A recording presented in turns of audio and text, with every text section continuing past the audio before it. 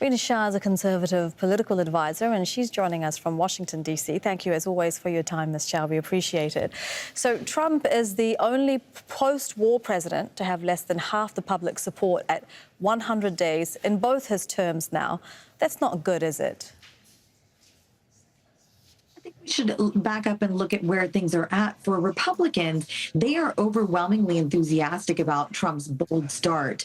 You're looking at about 86% of Republicans approving of his job performance in recent polling. They see him delivering on promises like border security and deregulation, and that's what galvanized the base in 2024.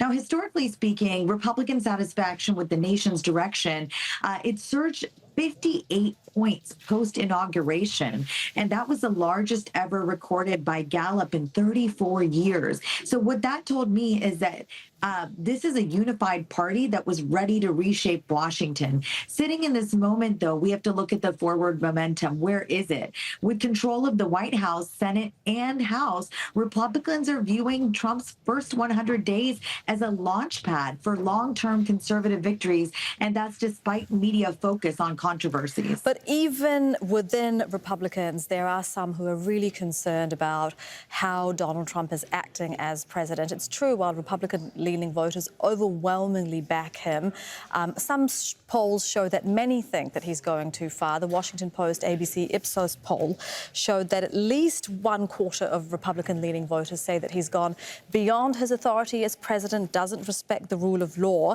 and over 1/3 say he's going too far in trying to expand the power of the presidency. How serious a challenge could this type of discontent be for Trump? Those are very serious issues that this administration needs to worry about, because the first 100 days not only sets the foundation for what Americans can expect in the first year, it also tells us a little bit more about what this administration's longer-term priorities are. And so, of course, what the next 4 years will look like in essence. But I think the Trump administration will pivot and focus on their border security wins. You know, look at Trump's 139 executive orders, which slashed illegal border crossings by 90%. And that includes the Lake and Riley Act to prioritize citizen safety. That was a cornerstone of his 2024 campaign. They'll also start to tout his economic investments, saying that he secured over $1 trillion in private sector commitments, including $500 billion for artificial intelligence infrastructure. And that signals a pro-growth agenda to boost American innovation. That's something that everybody in the world is looking at America for.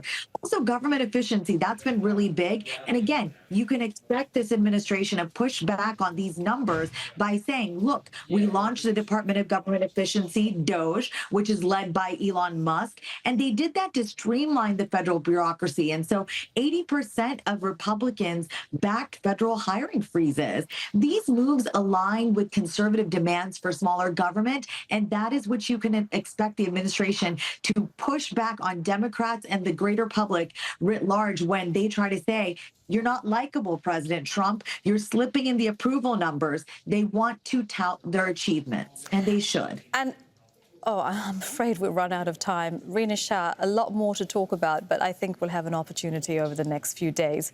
Rina Shah, live in Washington, D.C. Thank you.